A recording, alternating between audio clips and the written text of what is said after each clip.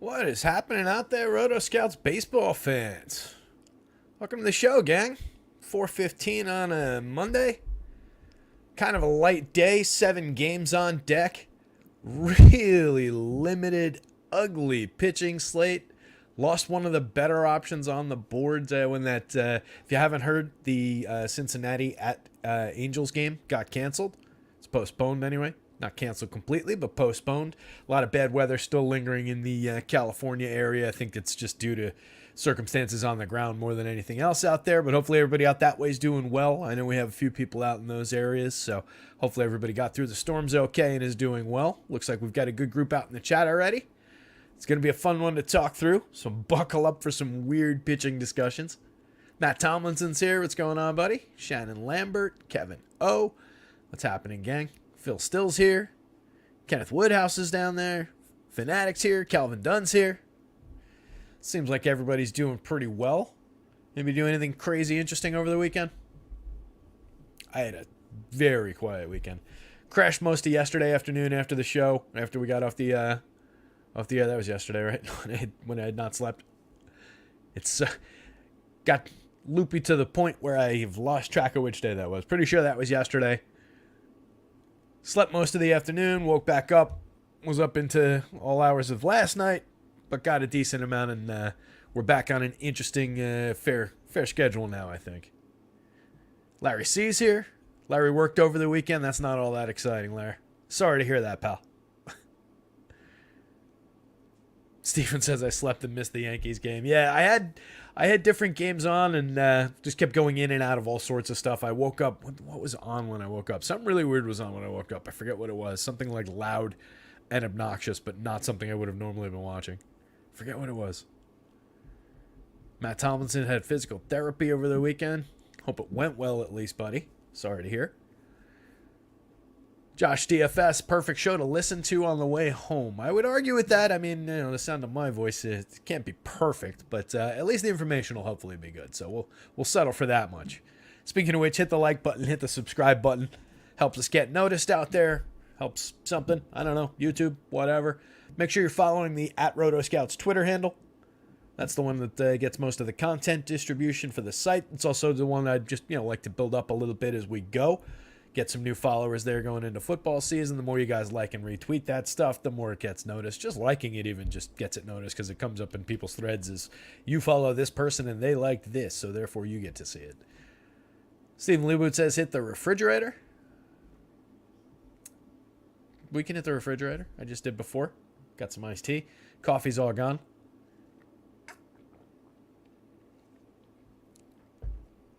That was delicious. Mamba's here. What's up, Mamba? Mamba says, man, I tell you, getting third in attorney is very tilting. Let's hope Gunn gets in the updates soon so we can take down today. Mamba, you took third? Congrats, buddy. That's a good finish. Tilting, but, still a good finish. Mike Palm's here. What's up, Mike? Show Country's here. What's going on? Fanatic says, I feel sleep with Netflix on and woke up in the middle of the night to that new Exorcist movie. I hate that. Wake up and see a demon. That'll wake you up. Yeah, always interesting to wake up to something like, some creepy ass horror movie like that, or you get like the dominous music playing and all of that, and or something's just jumping out. Yeah, the ones that get me are when I fall asleep. Like I'll always like flip to whatever movies are on, and I try and look for like a block of like interesting movies that'll play while I'm asleep because the TV's just on all night. But a lot of times that leads into like I put it on HBO comedy or whatever, and that HBO has a bunch of like kids shows on in the morning, so I'll wake up to like a bunch of screaming cartoons at like 6 a.m. and it's like Stephen Leibowitz says, I do not understand that sentence. Coffee is all gone. That should never be a sentence. Well, there's plenty more to be made. I might make a little bit more after the show for while I'm building some lineups. But for right now, I switched over to the iced tea. Not that that's not caffeinated. I'm pretty sure it is. Pretty sure. Crystal Light? I think that's caffeinated, right? Pretty sure. Anyway. Larry says this is better than listening to Bill Burr's podcasts. Wow. I am going to disagree with you, Larry. Thank you. You have interesting taste, my friend. But yeah, I take your point as far as you've had that on loud on the train, not realizing it's so loud as he drops the F and the C words. Yeah, that could get a little bit concerning, I guess. Yeah, always good to consider what's around you and who might be listening. But yeah, this is certainly not the Bill Burr podcast. This is not Smartless. This is not Two Bears One Cave. This is not anything else that you might be listening to out there. This is not Joe Rogan, although we're coming for Joe Rogan's numbers. What are we at? 300 and change subscribers? On our way to Joe Rogan numbers. Hit that like button. Hit the subscribe button. Help us out. Help us get there. Shannon says, who the hell are those pitchers in the Cards game? We'll get there. I think the pitching board is a great place to get us started today. So let me flip over to the model here and we can start talking about some of this stuff.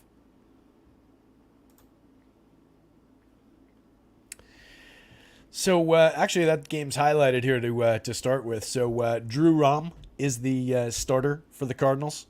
He's a rookie. He's going to be making a full start here, as near as I can tell. So I think there's actually a ton of value there for Drew Rom. He's 23 years old, left-handed. He was a big strikeout guy in the minors for the past couple of years. High 20s strikeout rates over the past 2 seasons in AA ball. This year, 18 starts, 86 innings in AAA, and I'm kind of just spoiling the game when we'll talk about it. A 5.34 ERA and a 4.67 xFIP, but made a bunch of starts. Is a middling kind of a prospect, not like one of the premium prospects for them, but he's pitching against the Pirates. As I wrote in the article, half that lineup was in AAA just a couple weeks ago. So it's a pretty good opportunity. He doesn't project like crazy, but for this money, he doesn't really need to. And I think there's realistic upside there. So I think actually that you mentioned it, Shannon, I think that's a really good option for value on a slate that's like all just ugly value options. On the Pirates side, they've got Thomas Hatch opening. There seems to be some disagreement around the industry about how many innings he's going to go before handing off to Bailey Falter, who's in bulk relief, who we've seen before. Neither one of these guys really projects out as much of anything. We've also got an opener-follower situation in Arizona. They switched it up. Slade Ciccone was originally going to make the full start. Now he's going to be the bulk reliever after Joe Mantiply gets an inning and a third, whatever it becomes. So I put all those guys on the board so that we could talk about that. Nobody in that group except for Drew Rom, who's making a traditional start, really projects out all that well. You also don't have Ryan Weathers projecting all that well in the start against San Diego. Just seems like a spot where he's probably going to get roughed up against his former team. Not that the former team part has anything to do with it. We'll talk about it when we get there. And then you get some more realistic options in like this range. Like this is your middle. It's kind of straightforward in terms of like, which guys are where. And it kind of follows the pricing a little bit, except for, to me, Christian Javier, just a little mispriced on the FanDuel slate. I can't imagine he's going to be really expensive at 94, or really popular rather at 9,400. But that's a brutal matchup against Boston. He's been pitching pretty poorly, doesn't project well. So I don't really like that spot on FanDuel. At 71 on DK, I think he's in the mix of, all these guys. Like he's certainly no worse than David Peterson, Alan Lindens, Alec Marsh, Touki Toussaint. He's easily the best of those pitchers when he's going right. Like over the last year and a half, he was way better than any of these guys. So just a weird option down here. Any of these guys are probably about the same. Alan Winans coming back up to the majors, getting another start against the Mets. He had a really good start against them on the 15th, I want to say. Made one other start in the show. Has been decent, though, so he's got a little bit of a ceiling for a value price here, too. And then, forget who it was, somebody in the Discord called, I think it was Lone Wolf, called that Paul Blackburn is in my placeholder lineup because naturally he projects just like all the other top starters on the board, and he's a much, much better value consideration. I think Waka, Paxton, Castillo, and Montgomery kind of speak for themselves being up at that level. None of them really blasting through the top of the board. Waka at the very top. All these guys basically projecting the same. We'll talk about the matchups as we go, but just a really interesting kind of ugly pitching slate. Really one true ace on the board, and it's Luis Castillo. He's got a really good matchup, but he's been up and down this season. Hasn't been completely on form, giving up a little bit of weird contact and weird power. So doesn't really project at the top. I think Waka is kind of an interesting option. I'm showing a lot of power on the other side from Miami, so that one's both sided. Paxton against Houston is definitely both sided because they're excellent against left-handed pitching. They're excellent overall. They're showing a ton of power coming back the other way in that game. Arguably, you could play some Royals against Paul Blackburn. I think it's a both-sided situation in a lot of these. Castillo's the one I wouldn't necessarily throw White Sox at, but it's really interesting as we go down this board. So, going to be a fun one to talk through. We'll jump into it in just a sec. Shannon says, I'm really considering those loser-quitter Padres tonight. Yeah, Shannon, I think they are definitely in consideration. My original placeholder that I was going to build last night, that I eventually accidentally closed the app when I got sidetracked and lost what I had built and then just never went back to. That was going to be a Padres lineup. But I went away from it when I started looking into the stuff today. There's a lot of spots that I like. Definitely a hitting-oriented slate. If we're looking at the overall board, the top of the board projections-wise and points per dollar on FanDuel, third points per dollar is Atlanta in a pretty terrific spot against David Peterson, who I do think is a good pitcher, but obviously he's going to go probably a short start again, and he's been fairly targetable this season. You get the Astros with the top-ranked home run spot, second overall on projections, mid-board points per dollar. What else do we have on the board? We've got the Red Sox just kind of hanging out in the middle, which I'm a little bit surprised by, but it's a decent matchup. It's a tough pitcher that they're going up against. The Marlins showing a lot of points per dollar value, a little bit of power in that spot. The Mariners right in the heart of the board, as Shannon points out against Touki Toussaint. Or was that Shannon? Whoever pointed out against Touki Toussaint. Yeah, hot Mariners get Touki, as Shannon points out there. So that was another spot that I really like, just eyeballing the slate. And then there's a lot of stuff in the middle of the board, like the Cardinals with one of the higher run totals on the slate. You get the Mets with a decent opportunity. So a lot of stuff to talk through offensively. There's a decent amount of power showing in a lot of different spots. So it's going to be an offensively oriented slate, I think. I think we want to cover a lot of ground offensively in our stacks, in our different builds. And then I think we want to, I mean, you can argue it both ways. On DK, you're definitely going to have to get a good spread across those mid-range value guys.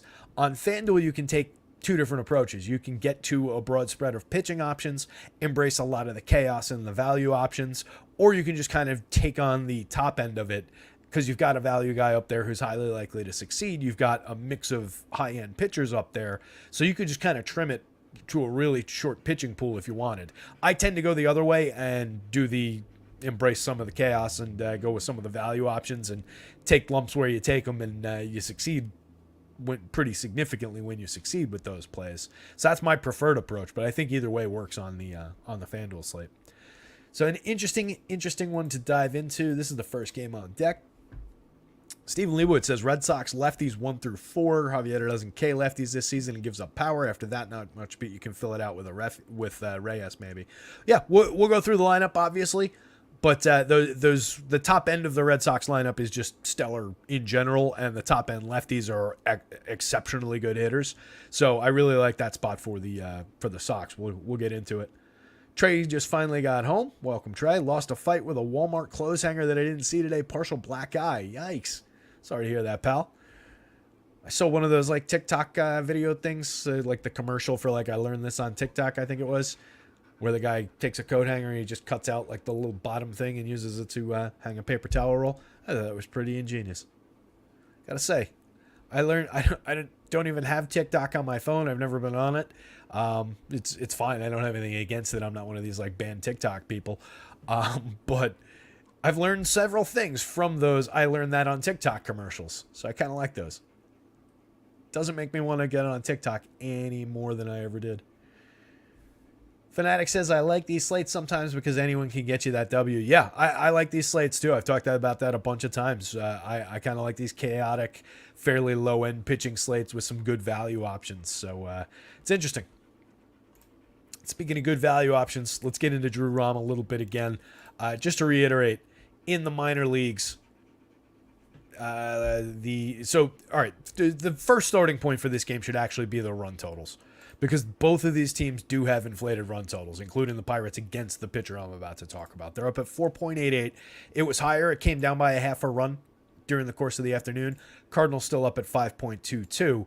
They're going to be an interesting option to talk about on the stack side of things.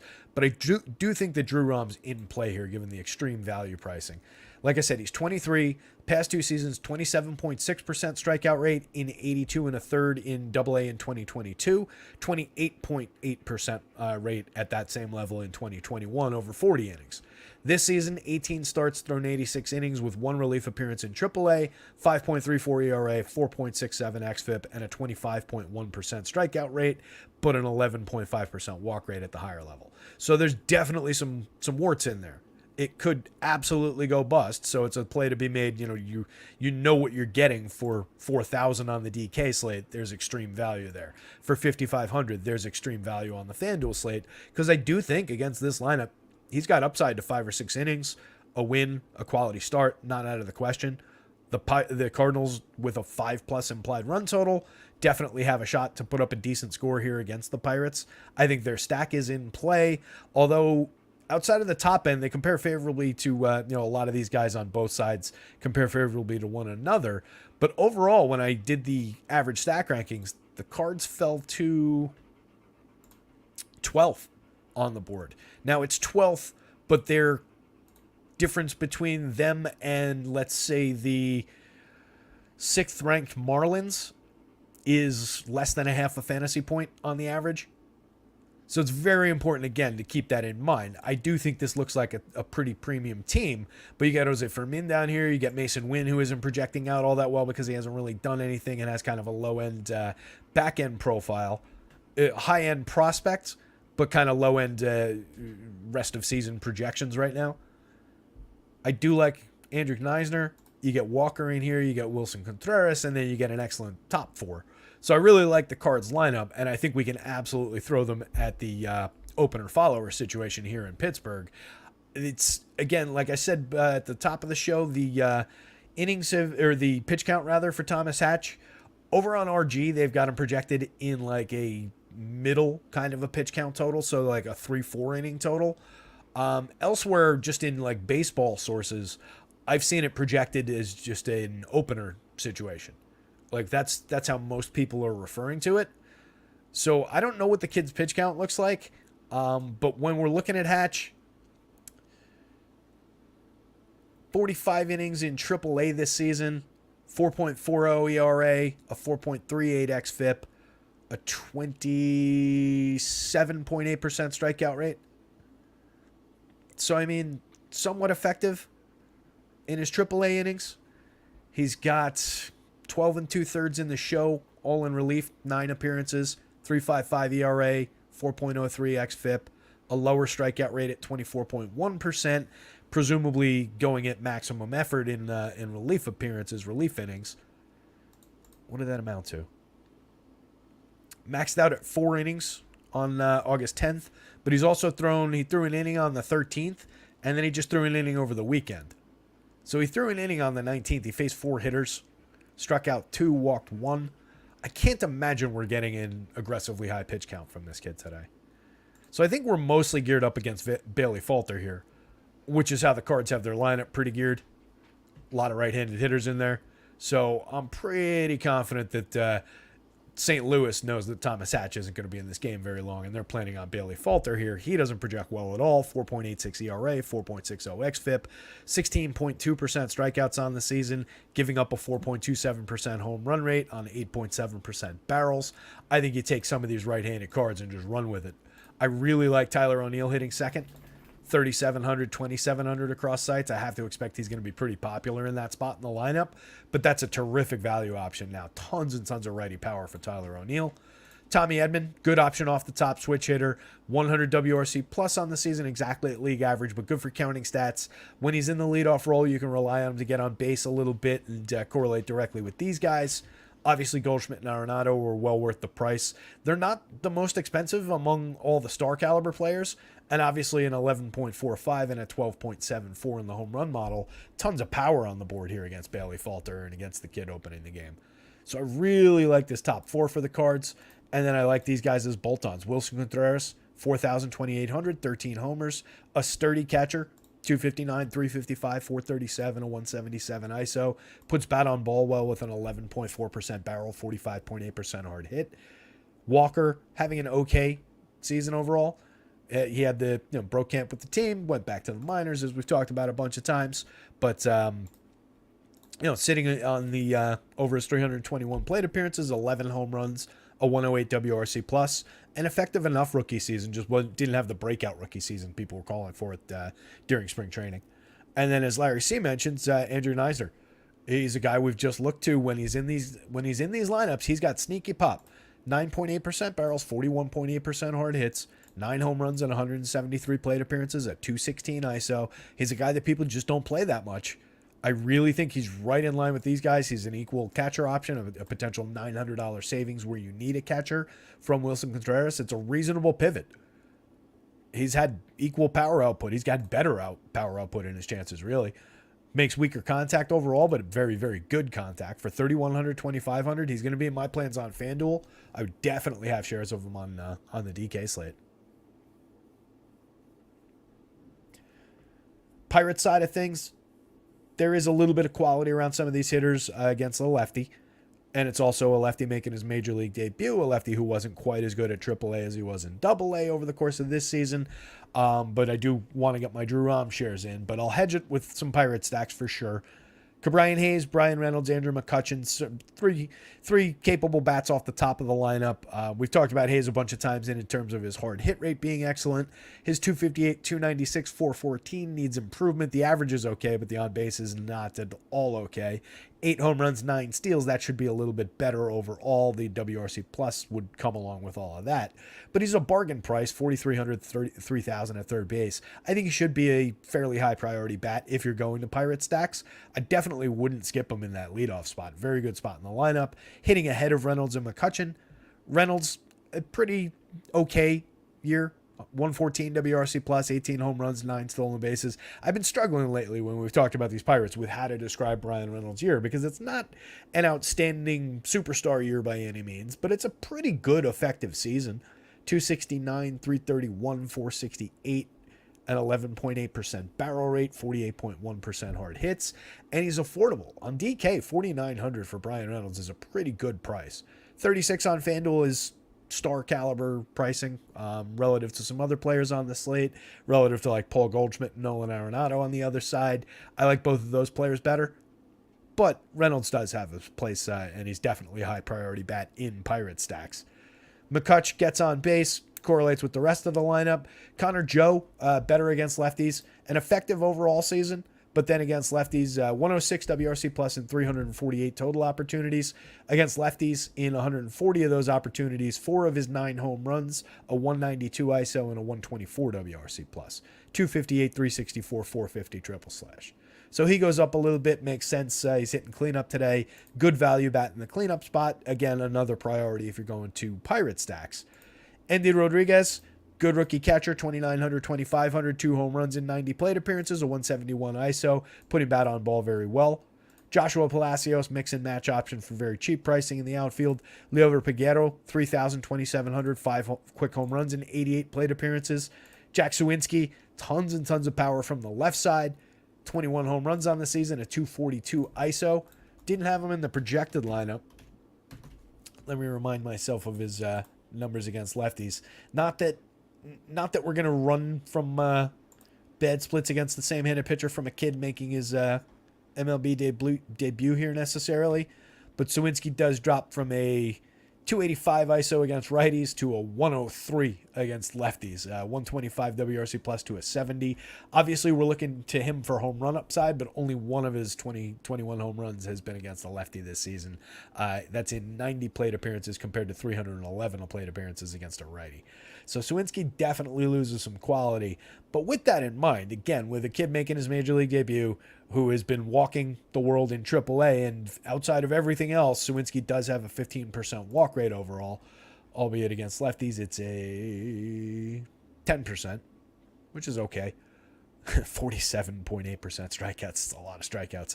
I don't think Suwinski's unplayable, I guess is what I'm saying. And you get him cheap, you get him low owned. Alika Williams, mix and match option, 2,000, 2,100. Just if you need a very cheap shortstop, he's on the board if you're going to Pirate stacks. So yes to some Drew Rom value. I definitely think he's a viable dart throw at those extreme value prices on both sites. Cardinals bats, Pirates bats. Pirates are a decent hedge position. I don't know what their ownership's going to look like. They don't rank out crazy good for fantasy points or for home run power, but they do rank second on the DK board for points per dollar. So I do think they're an interesting stack on both sites, and primarily as a value on the DK slate.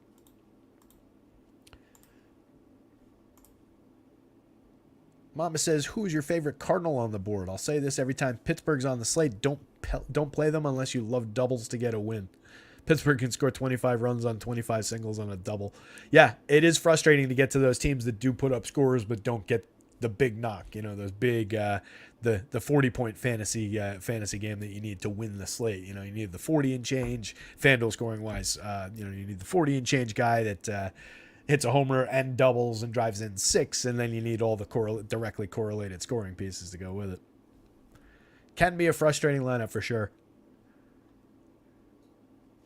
Yeah, Steven Leibowitz, also, yeah, Sawinski may only face him once. That's another good point. Down the bottom of the lineup, you don't know how long he ends up staying in the game. So, David Peterson, I do think at some point before the end of the season, we're going to get an interesting DFS start from David Peterson at a pretty good price. I just don't think it's going to be today, going up against the Braves, the best lineup in baseball. Doesn't seem like a spot I really want to tangle with. 6,900, 6,300, he does carry that mid-board projection. 23, it was right in that, he's yellow, right? He's right in that range of guys. I do think Alan Winans at the same kind of a level is probably a little bit more interesting. The biggest limiting factor against Peterson, in addition to a terrible matchup against the Braves, is that he's been working short starts. He's gone since coming back to the show. He's gone, I think, what was it? It's in the article. 3 2/3, 3 2/3 in each of the last 3 starts. Pitching to a 5.45 ERA, but a much better 3.78 xFIP. He's been a good strikeout pitcher in the majors in the past, so I do think he's a talented guy. That's what I'm saying. Before the season's over, we probably get a decent start from him if he gets some innings. 24.2% strikeout rate this year, but an 11% walk rate. Little bit of premium contact, more hard hits than barrels. 90+ miles an hour of exit velo is never good to see, though. 3.36% home run rate. In last year's season, 27.8% strikeouts over 19 starts, 105 2/3. That's why I think there is realistic upside at some point. Good xFIP, good ERA that year. 24% in 66 2/3. Ugly ERA, but a good xFIP that year. Little bit of power. This year's kind of similar to this year, right? Where it was kind of like kind of an option where he got a little bit of a boost from additional strikeouts, limited power, a little bit better last year, pitched to a better ERA along with the good xFIP last year. But there's a good pitcher there. Whether or not he shows up tonight against the Braves, I don't think so, and I think we're only getting him for like 4 innings. Maybe he gets to 5 innings, but I think he's very, very limited. I wouldn't use him. 6,900, 6,300. I don't think he's really all that playable here, just on the limited innings. This is like a 4 and change projection. Alan Winans did just put up a good game. I need the article to go through this one. I can't remember all of it. Let's see. So he's made 15 starts and 20 appearances for AAA Gwinnett. He has a 2.79 ERA, a 4.14 xFIP, and a 22.7% strikeout rate in the AAA appearances. And he's made 2 appearances in the show. He went 4 1/3 back on July 22nd against Milwaukee. Struck out 5, walked 1, gave up 2 runs on 5 hits to 18 hitters. And then he faced this Mets team again on August 12th. So, 9 days ago? He struck out 9 of 28 hitters, allowed 4 hits, walked 2, shut them down over 7 innings, no runs allowed. That's a pretty good start. That's probably our absolute ceiling in this spot. But I do think he's capable enough, given that he's done it, given that he costs 7,500, 6,500, projects okay. Mid-board projection, we're not chasing that, that excellent 7-inning, 9 strikeout start. We don't need that much. We'll take it. It's a great ceiling to know that's there. But for these prices, he only has to deliver around this, average kind of a performance here. The Mets are a decent lineup on the top end, but it really falls off through the bottom. So if you can get through Nimmo, Lindor, and Alonso 3 times, or twice rather, I think he puts up a decent start for the money. It's just about that top end. Obviously, you got to get through the guys at the bottom end, but there's a couple mid-range strikeout targets down here. There's obviously Narvaez, who's limiting strikeouts to 11.5% over 87 plate appearances, small sample. Rafael Ortega, they were both 19%, 20% strikeout guys last year. So, I don't know. I'm not sure what's real with Narvaez's strikeout rate. I'm pretty sure Ortega's around the 20% guy. So, I think there's plenty of upside for Alan Winans again at cheap pricing. It's probably going to be some ownership on him, given a short pitching slate, given that he's one of the value guys with a little bit of realistic upside. I think he'll probably get a little bit of attention, but I think he's worth getting to.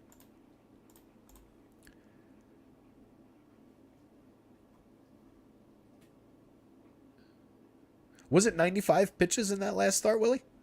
I missed that. All right, so he only went... if he got 95 pitches, it's not that he's going to have upside against the Braves anyway, but 95 pitches is at least interesting, supports the potential for additional production going forward. I missed that he had thrown that many pitches. 6 walks, 5 strikeouts. Yeah, the 6 walks will do it. Faced 20 hitters. Yeah, I missed that he walked 6 in that last start. So yeah, that obviously pushed the pitch count while limiting the innings. I mean, they're building him back up. So 5 innings is probably realistic if he's going really well. Maybe you throw a dart or two at it, but I don't really see all that much upside, given that it's the Braves on the other side. Since he's an also-ran option, I just don't know that we want to attack the Braves that often. You do get the bottom of the lineup that has Kevin Pillar and Vaughn Grissom in it, but I think Grissom's actually a pretty good prospect, pretty good player. I think he will be. I know that he's a pretty good prospect. I think he will be a pretty good player. So I don't know that that's necessarily that big a downgrade. Kevin Pillar is an effective enough veteran bat. So it's not that big a downgrade at the bottom of the lineup, given that it's the 7 and the 9 hitter there. You've got Orlando Arcia down there. He's been great all season long. So I don't love the spot for Peterson. They're also fairly heavily left-handed or right-handed, and the guys who hit lefty are pretty good. So again, I just don't know if I want to tangle with Peterson shares even at value. I prefer getting to some of the home run upside for the Braves. Acuna 10.2 in the home run model. Matt Olson at 12.74 despite the lefty. This lefty doesn't really bother him much. Let's see. 43 homers, a 332 ISO. 18.4% barrels, 57.5% hard hits. Against lefties, a 295 ISO with a 124 WRC plus. Only 9 of the 43 home runs, but still, that's excellent production against lefties. He's still a major part of this lineup. So I think there's believable upside for Matt Olson. I don't think it's kind of silly to even have to make an argument for it. Have to is a strong way to put that. But it's silly to even have to, try and justify it. He's a fantastic option, 65-43. You hope that people go away from him, I think, if you're stacking Braves. I think you hope that people get worried about the lefty, get worried about the pricing. Austin Riley, one of the best third basemen in baseball, 12.7% barrels, 49.1% hard hits, 29 home runs, a 230 ice. Spectacular option if you can afford him at 61.39. I do think he's worth trying to get to. Harris gives you a nice little price pivot, 4,800, 3,100, 11 home runs, 17 stolen bases, a 110 WRC plus, 287, 336, 454 overall on the season now. Ronald Acuna, obviously an MVP candidate, major star at the top of the lineup. 331, 417, 569, a 65% better than average WRC plus. Outstanding contact, walks a pretty good clip, doesn't strike out at all. That's going to be problematic. Peterson also walking 11%, by the way, in the small sample. Mid part of the lineup with Marcell Ozuna, Kevin Pillar, Sean Murphy. Murph's obviously a tremendous power option at catcher, 16.7% barrels, 45.2% hard hits, 3,900, 5,400, fair pricing. 20 home runs, a 257 ISO from him. Kevin Pillar for 24-21, I think is realistic down there. 6 home runs and 143 plate appearances, an 80 WRC plus, a 191 ISO. Years past, if we're going back, 15 home runs 2 years ago and 347 plate appearances. He's basically still about this kind of a guy in a full sample.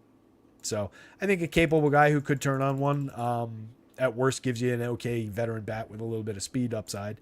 And then Vaughn Grissom at the bottom of the lineup, 406 AAA plate appearances this season, 327, 412, 494, a 14.3% strikeout rate, and 11.8% walk rate. Only 6 homers and 11 stolen bases, but just to put the ball in play, to correlate back up to the top of the lineup is a cheap option down there. If you don't go to Orlando Arcia, maybe you want to save some money. I think Vaughn Grissom's a very, very capable alternative. On the FanDuel slate, he's dead minimum priced, $2,000. Build a stack that starts with Vaughn Grissom and goes to Ronald Acuna, Austin Riley, and Matt Olson. You're off and running, especially if you get Olson a little under-owned. Vaughn Grissom aggressively helps pay for those guys. Or you could go Grissom, Acuna, Harris, Olson, Harris, Riley. You could skip Acuna and go even cheaper. There's a lot of alternatives for building Brave stacks with these guys down toward the bottom of the lineup. And like Ozuna in the heart of the lineup is a great price offset. 4,500, 3,000. He's got 24 home runs, a 228 ISO, a 112 WRC plus over 431 plate appearances, a 15% barrel rate, a 48.3% hard hit rate. Marcell Ozuna is one of the best players on many, many teams in baseball. He's just another guy in this lineup, but you put him on the Mets, he's probably their third best player. You put him on the Royals, he's easily their best player. Or maybe their second best behind Bobby Witt. You put him on the Athletics, he's easily their best player. So, I mean, that is an outstanding option for a cheap price in the middle of that lineup. On the Mets side, you really want to focus on the top end. Brandon Nimmo gets on base at a good clip, hits for a little bit of power. When he's not hitting for individual upside, he's correlating well with these guys. Francisco Lindor is a star for counting stats, 22 home runs, 21 stolen bases, up to 252, 335, 463. A very effective season for Lindor. He continues to be discounted at 51.38. Not necessarily discounted as much on FanDuel, but definitely on DK for 51. Should be more mid-fives at worst. Jeff McNeil, mix and match kind of an option for correlated scoring. Second base and outfield for cheap pricing as usual. Pushed his way back up to 263 in the batting average department. Has a long way to go before he gets to actual value, but 97 WRC plus, he could float his way above the league run creation mark. Pete Alonso is a major source of power in the heart of that lineup.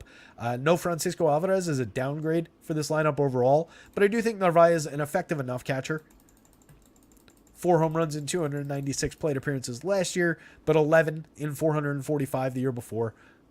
Effective enough. Not Francisco Alvarez in terms of the power upside, but a capable lefty bat for very cheap at the position, 2,300, 2,100. I do think he's in play down here. DJ Stewart's in play. Little run of lefties here for the Mets. Could give Alan Winans, a righty, a little bit of problems, but are they really that high end, these lefties? I mean, even going up the lineup and including Jeff McNeil. We're talking about a weak slap hitter, a very flawed power hitter who hasn't hit for much power this season, has 10 home runs, a 160 ISO on the season, makes good contact, 49.7% hard hits for Danny Vogelbach, but he's been really limited in his output this season. DJ Stewart, a part-time player, he does have an 18.6% barrel rate and 44.2% hard hits in 69 plate appearances with 5 home runs, a 293 ISO. I don't want to undersell him, but you know, we're going back to a guy from last year, or from 2 years ago, rather. 12 home runs in 318 plate appearances, a 170 ISO, 204, 324, 374, 6% worse than average creating runs. It's a middling kind of a player. Omar Narvaez, again, backup catcher at this point in his career. Backup catcher output, backup catcher power. Not much in terms of the contact profile to speak of in his 87 opportunities this year. That's Rafael Ortega. He was, again, another guy who was good 2 years ago. 291, 360, 463, 11 homers, 12 steals, a 120 WRC plus. Not good last year, not good this year, and a limited opportunity. I don't know. The Mets are kind of a lower mid-board type of a stack with a little bit of value pricing. Alan Winans is a pretty decent value opportunity, I think, going up against this lineup. And just because there's a bunch of lefties that they stacked against him doesn't make it all that much more threatening. Kind of like the spot for the Winans kid to put up another decent start here. So I would say, Grissom got banged up, I think, early this season, missed his opportunity to win the job, and then obviously, Arcia has been playing very well. They had Albies. They've got a lot of options at that position, but he was also playing well. Vaughn Grissom over that AAA sample we looked at, 400 and some odd plate appearances in AAA. So I would go Braves bats big, yes. Alan Winans, Mets bats. If you want to throw your David Peterson darts, with the knowledge that he threw 90-plus pitches in the last game, then I think he's on the board as much as the other value darts. I greatly prefer the Winans side of it, even though they project out pretty similarly here. But I do think if you wanted to, if you're inclined to attack the best team in baseball with pitchers, I do think there's a little bit of upside. Wouldn't be an option for me. I don't think I'm rostering any David Peterson on FanDuel. I just like some of the other value options better. I'd rather get to cheap ROM shares. I'd rather get to Winans on the other side of that game. Certainly need some room for my Luis Castillo shares against the White Sox here. Let's see if we got the Mariners lineup in, because I really like this Mariners opportunity. Nope. No Mariners lineup. Hit the like button. Hit the subscribe. Coming up on 457. We've talked about, what, 2 games so far? 2 games. 5 to go. JP Crawford slotted back into the projected leadoff role here, 4,100, 2,700. I think he's a dynamite option at the shortstop spot if we're looking into Mariner stacks. And then we get all these power hitters from the Mariners going up against Tukey. I think even though he hasn't given up a ton of home runs, he's somewhat targetable for believable home run upside here. 6.9% barrels on the season, only 2.7% home runs. He's been fairly effective. He's been limiting launch angle at 4.6 degrees. I just like some of these power bats, and I think he's a somewhat limited strikeout pitcher, giving up plenty of runs, giving up plenty of opportunities and walks. They're not great at drawing their walks, but if he's not pitching anywhere near the zone, we might have an upside for a little bit of additional on base for the surging Seattle Mariners. So I kind of like their opportunity. We'll go through that lineup, but to touch on Luis Castillo, 10-3, 10-7, projects among the top pitchers on the board, not at the very top of the board, but I do think out of the guys on that slate, he's probably got the highest ceiling. He is the guy who is the true ace on this slate. Premium contact is a little bit concerning this season. If we look, 10.5% barrels, 43% hard hits, 90 miles an hour of exit velo. That's up from a guy who had a 6.8% barrel rate last year, 37.2% hard hits. Year before, 4.5% barrels, 36.7% hard hits. There's been a little bit of a dip in velo in terms of his four-seam fastball, 96.3 down from 97.1. Also lost about 50 RPMs of spin on the pitch.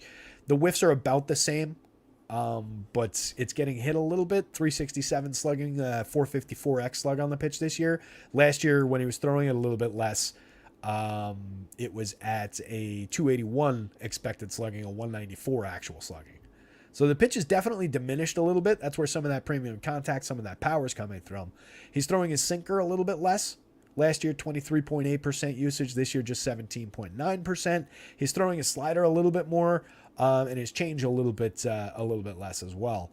So just kind of an interesting pitch mix. But taking the four-seamer up by 10 percentage points when it's been less effective is probably the culprit in any issues that Luis Castillo's had on the mound this year.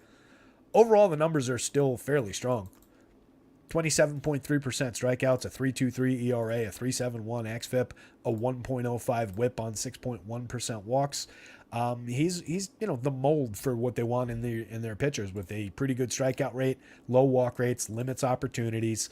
He's gotten dinged for the weird power because of that fastball usage. I firmly believe that, but still a fantastic 15.1% swinging strike rate. All of the secondary pitches still work pretty well. I think there's major upside for Luis Castillo here. He's probably going to be the most popular pitcher on the slate in this matchup, I would imagine. He projects well enough to justify it. 10-3, 10-7. It's an aggressively high price. There are other options, but he's firmly in the mix against the scuffling White Sox team. Scuffling White Sox team that has Elvis Andrus in the leadoff spot. Come on. There's a couple free outs for him. Andrew Jennison says, I like Robert to Don of Castillo. Hey, you can take Luis Robert against anybody. Obviously a tremendous power hitter, a 292 ISO, a 14.9% barrel rate, 40.8% hard hits. They do have Eloy Jimenez back in the lineup. That's a boost to their quality overall. 14 home runs, a 174 ISO, 110 WRC plus. Their second best hitter, incapable of staying in the lineup on a regular basis, but he's there today. No Andrew Vaughn in the lineup, though. That's basically a trade-off, given what Jimenez is showing versus what Vaughn was showing. So not actually a boost, since they took Vaughn out of the lineup and put Jimenez in. Stephen Leibowitz says lefties ding up Castillo more, maybe Sheets. Yeah, I mean, Sheets is a viable enough guy down lineup, but overall this season, 9 homers, a 148 ISO, 6.6% barrels, 37.2% hard hits. Last year, 6.5% barrels, 36.1% hard hits. Kind of a limited lefty.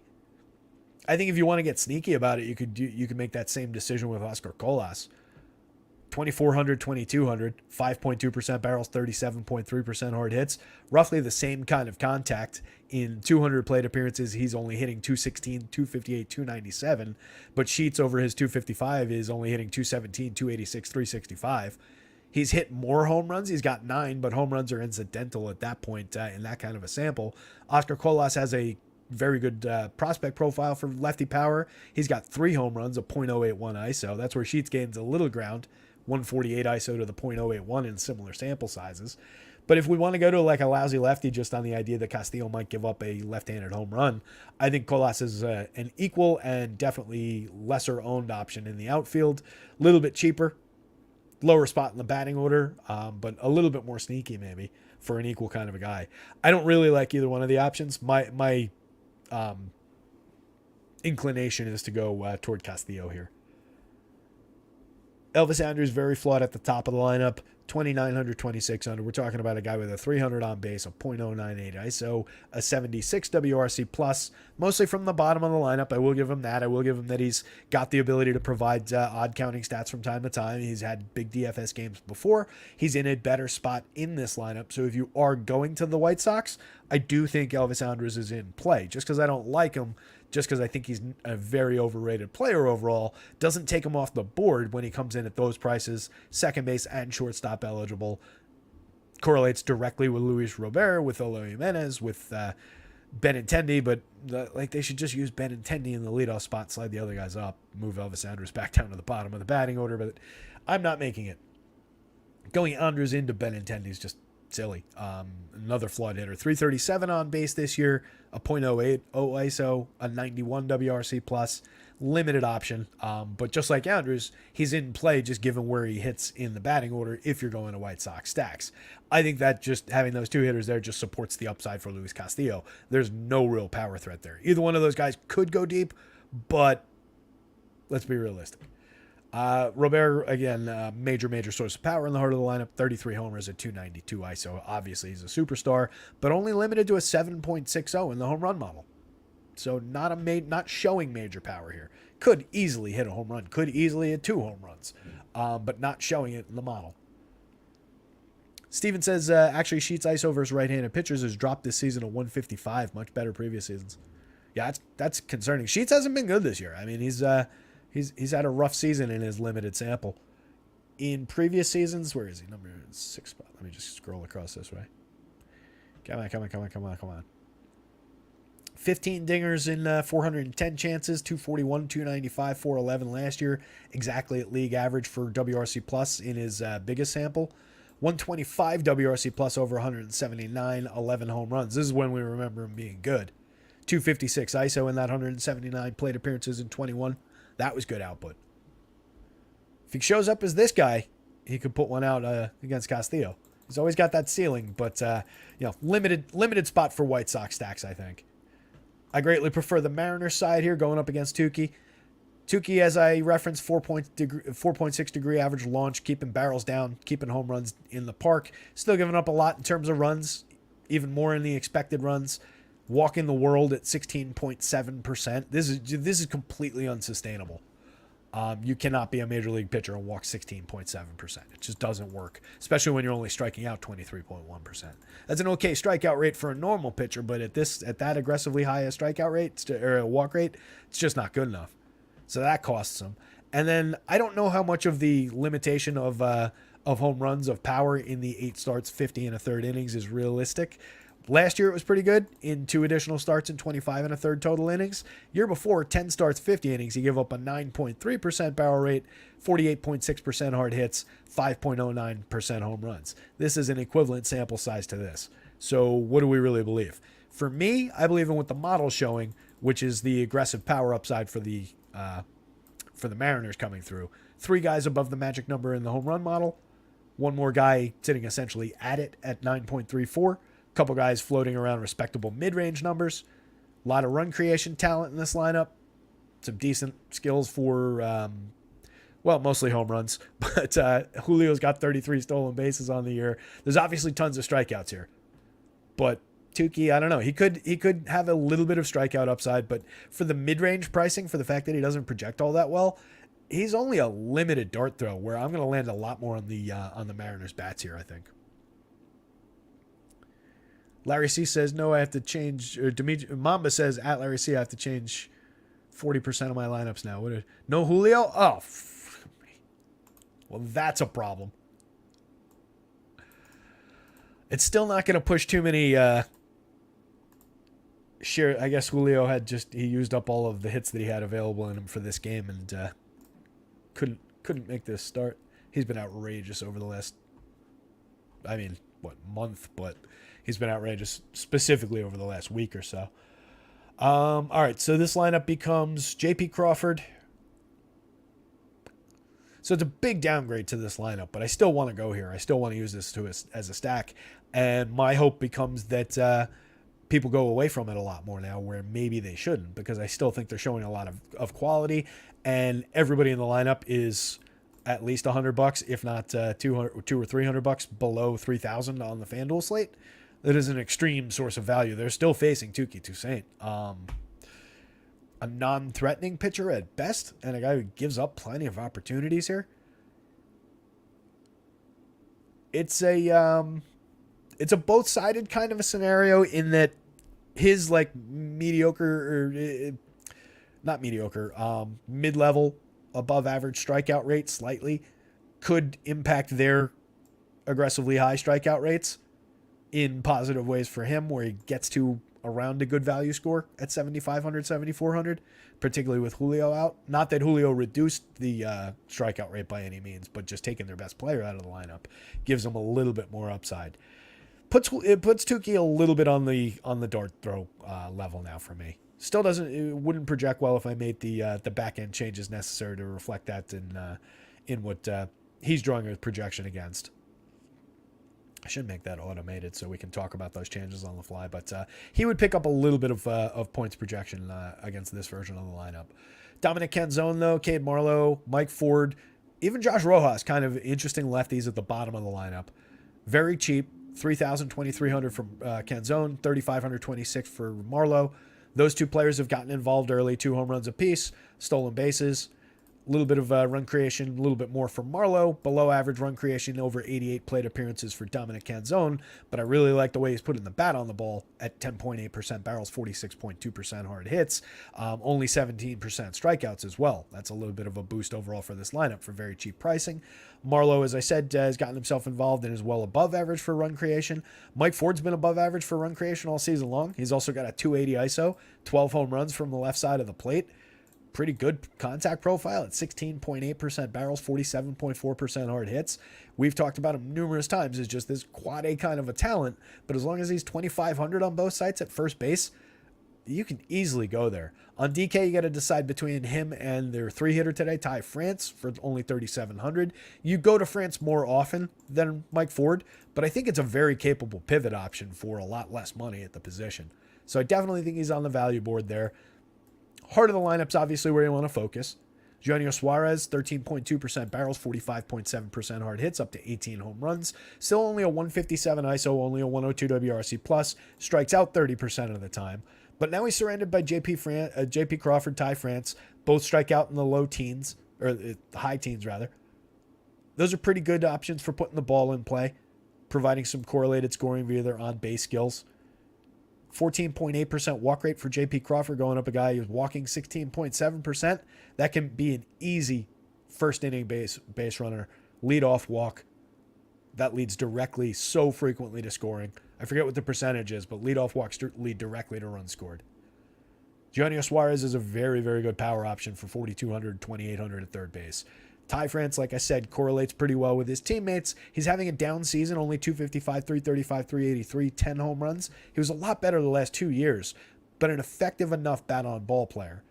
And then you get to Cal Raleigh with all his tremendous power, 13.2% barrels on the season at 12.28, one of the better players in the home run model, 22 on the season, 228 ISO. Teoscar's got 18 home runs, 174 ISO, 102 WRC plus.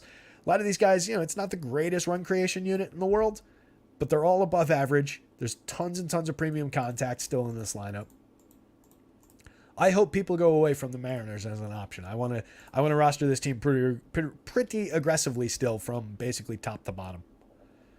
Very limited shares of White Sox, so it's Luis Castillo, Mariners bats, limited White Sox as like a hedge position maybe against a big Castillo share or some value darts, some contrarian darts, but very limited.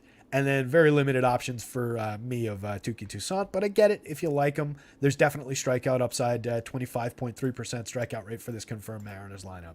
So there's a little bit of strikeout upside, but I think he's in more trouble than he has upside. Sox and the Astros. Let's see what's going on in the chat. Shannon says, tempted on Castillo, but usually when they look too good, they are. 42% ownership. Yeah, he's going to be aggressively popular. There's no doubt about that. So what I think, to me, and I wrote that in the article, to me, that typically leads to like big roster share, but undercut, right? If he's at 42 and you're at 30, you're gaining a little bit of ground back against the field. You still got a pretty big investment in him. Just make sure you're using it wisely. Make sure you've got your favorite stacks, your best stacks with those shares. You don't want to leave your best stacks on the table while you're getting to the Castillo shares and just get to nothing. But yeah, I think it's a viable spot to undercut.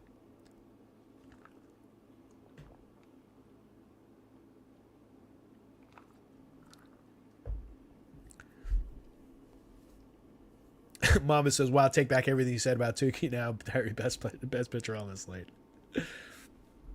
No, I don't think. As much as I love Julio, as much as he's a key part of their run creation machine and everything that he does on the field, I do not think that makes Touki the best pitcher on the slate now.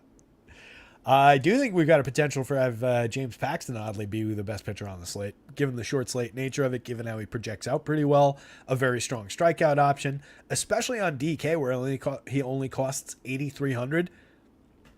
I put him on like the SP2 board if you want to get it to an aggressively high-priced SP2. He's definitely, to me, on the SP1 board at that price. So you could go Paxton value guy. If you go Paxton and what's-his-face, Rom, you're spending 12.3 total for two pretty decent upside starters. That's not bad at all, in my mind.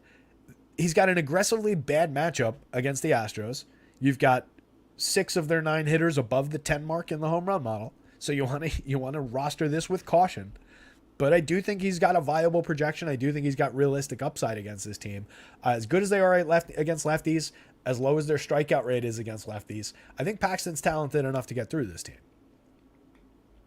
Looking at the Astros lineup, they have a third ranked in baseball 126 WRC plus with a 196 ISO and an 18% strikeout rate in the split against lefties. So again, they're outstanding against lefties. All these guys are above the magic number for home run potential in this matchup. Both of their lefties are both terrific against left-handed pitching. There's major upside for the Astros side of things too here against Paxton if things go poorly for him.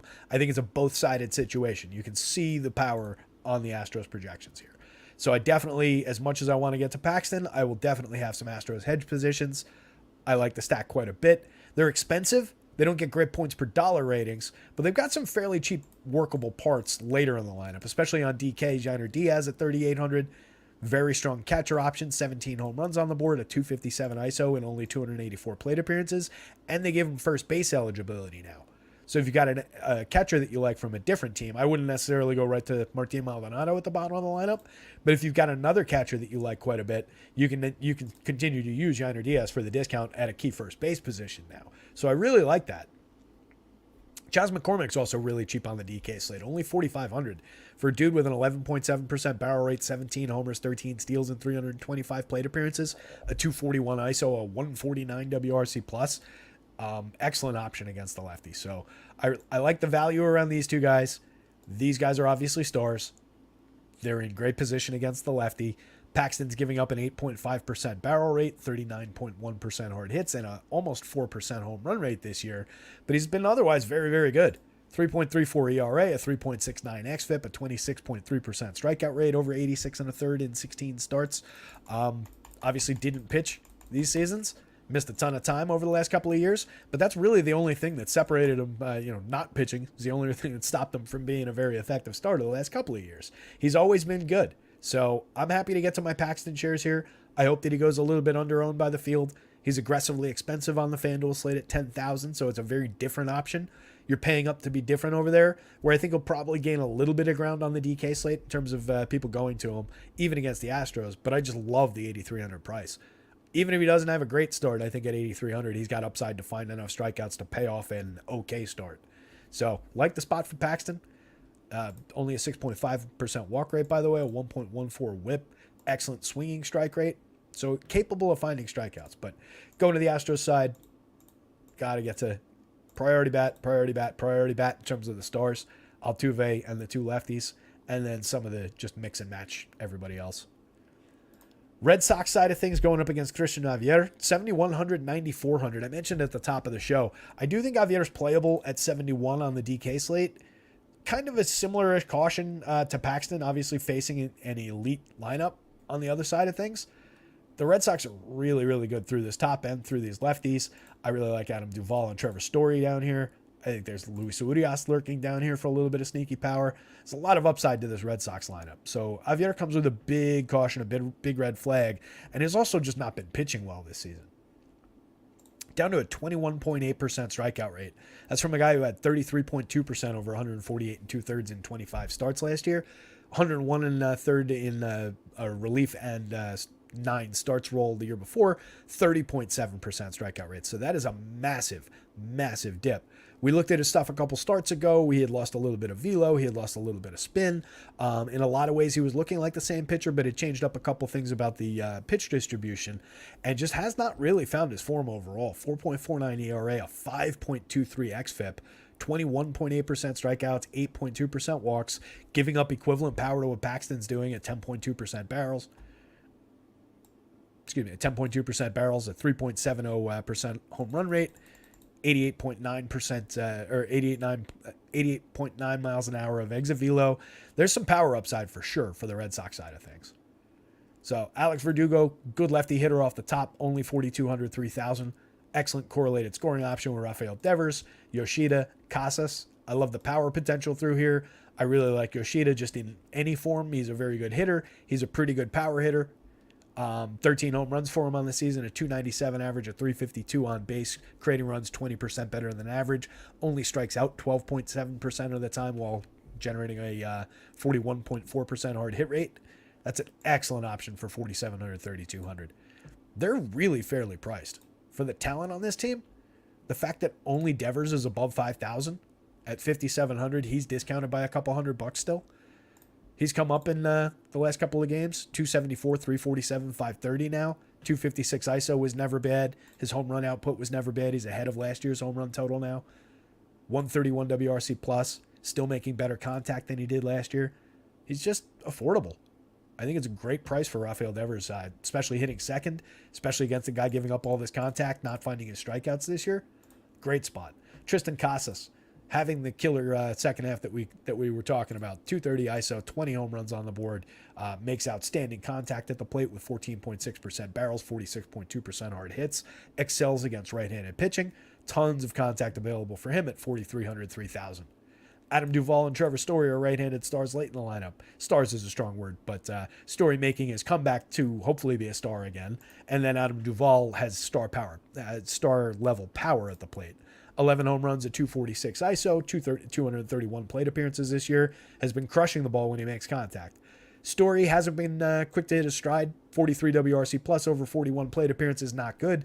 205, 244, 308, not good. But he's making very, very good contact when he connects. Only a matter of time for that player.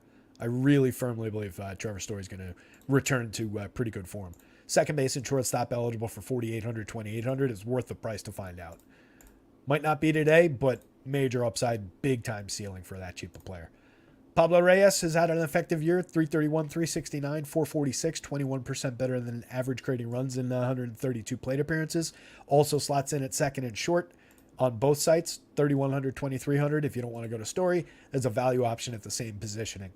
Reese McGuire, capable enough, 2,600, puts the ball in play, 269, 308, 373, only an 81 WRC plus though. Luis Urias, 2,900, triple position eligible for 2,200, is more valuable on the FanDuel slate. Obviously has a lot of power. We've talked about it before. Double-digit home runs each of the last couple of years, up to 21, I think, 2 years ago. So, yes to Paxton. I like the spot for Paxton. I shouldn't put him on top, though. I'll go Red Sox bats, Astros bats. Although that ranks out differently on the board, doesn't it? Yeah, shit. Since the Astros rank... I don't want to do that, though, because I want to put Paxton in a better spot. Arguing with myself now. The Red Sox rank 5th. We'll do it this way. The Red Sox rank 5th by collective fantasy point projections, but they're separated from the Houston average fantasy point projection by about a half a fantasy point. They rank 6th on the FanDuel slate for points per dollar, but 13th on the DK slate for points per dollar. 9th by home run upside, but I feel like they probably got a little bit more than that. Some of Ivetter's previous talent still comes through on the model. The Houston side of things, they rank 1st overall for home run upside. Obviously, there's a ton of guys right here in the above the magic number for home runs. They rank 2nd by fantasy point projections. They rank 7th on the FanDuel points per dollar and 12th on the DK points per dollar. But I really like the opportunity for Paxton too. So that's a both-sided situation. I'm going to have a pretty fair share of both pieces of that. So I think I want to rank it as Red Sox, Astros, Paxton, Javier. And Javier really, for me, isn't all that playable on FanDuel given the high price. On DK, I think he is. Interesting four corners game there, though. I wouldn't argue with anybody who wanted to rank it any other way unless they were trying to put Javier on top. 3 games to go. 5:22, plenty of time. See if we got any lineups here. Doesn't look like. Not like late games. We're into the 9:40 games now, so there's a little bit of a gap between those earlier games. They'll go off at 7:05, 7:20, and then 2 games at 8:10, and then we wait an hour and a half for the start of the next games. So even if you're not looking good halfway through the slate, major opportunity to make a roaring comeback late in the slate.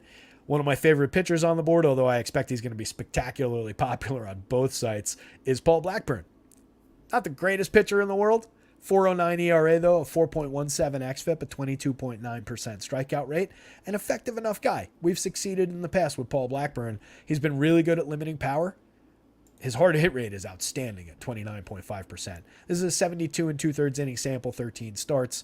In a larger sample last year, he had a 40.5% hard hit rate, so I don't know how realistic this actually is, but the results have been strong for him so far this season. Less predictive than it is descriptive, but just descriptive of the way that he's been pitching on the whole this year. Missing a lot of barrels at 5%. That's been fairly sustained over time. 7% was pretty good last year. 8.8% the year before. A little higher, but that's only a 38 1/3 inning sample, so we'll forgive that one. We'll forgive the high home run rates that year. 3.21% home runs last year.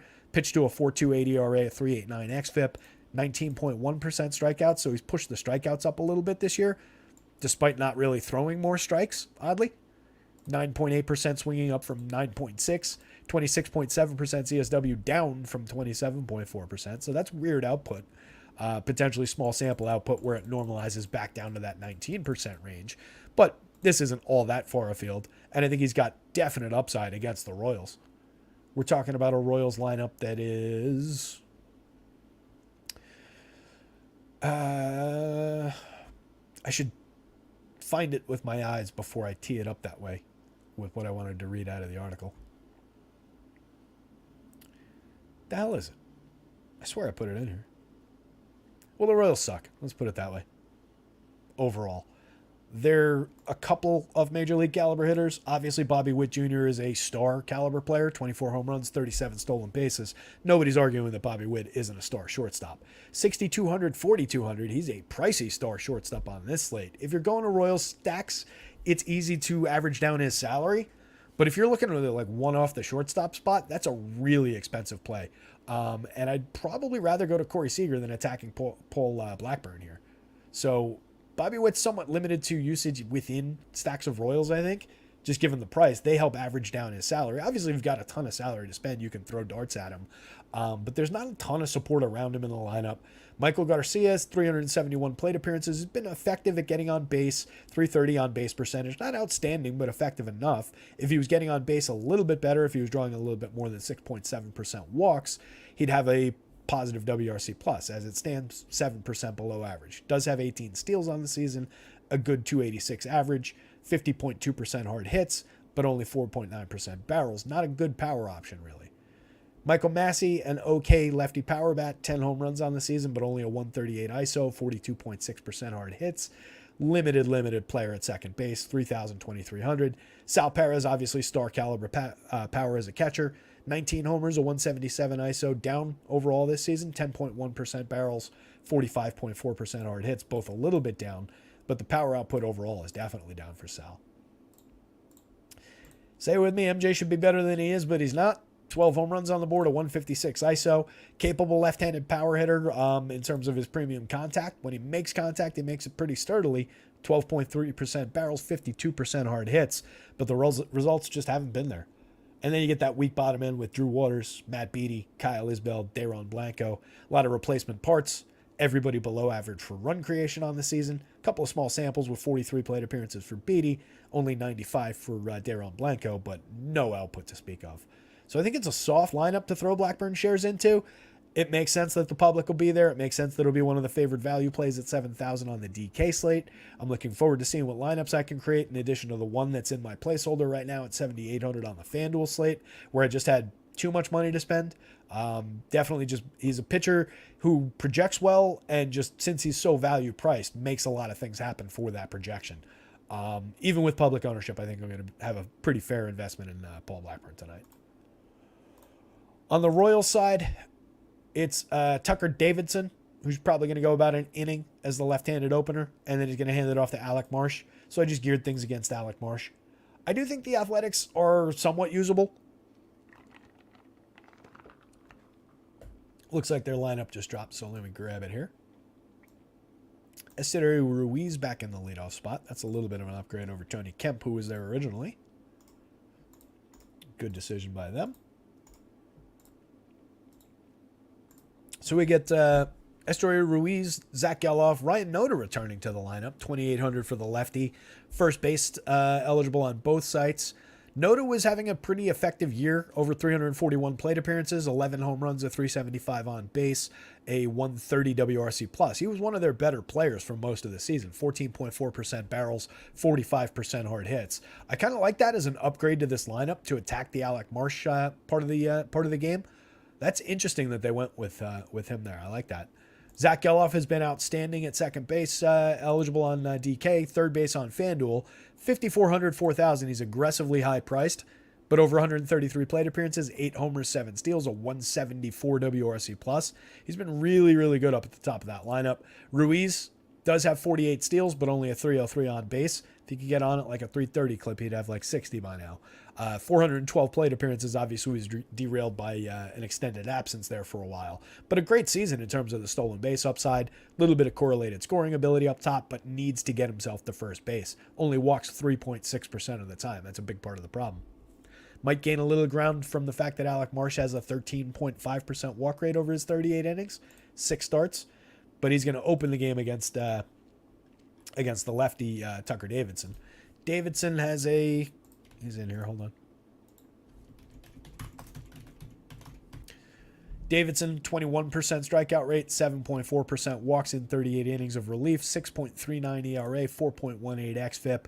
Nothing really to speak of in terms of the premium contact, but a non-threatening pitcher off the top as the opener. So you're not really worried about the opener for these first guys the first time through.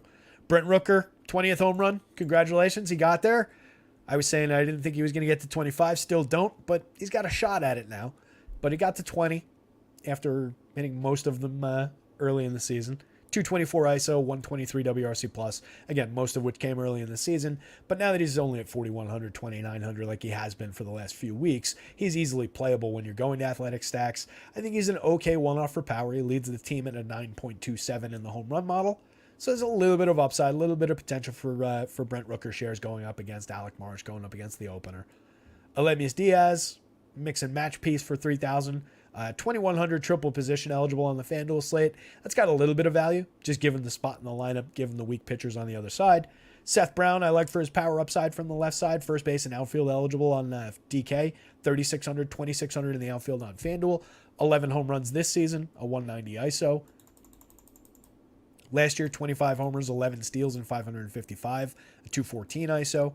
Put up 16% better than average run creation.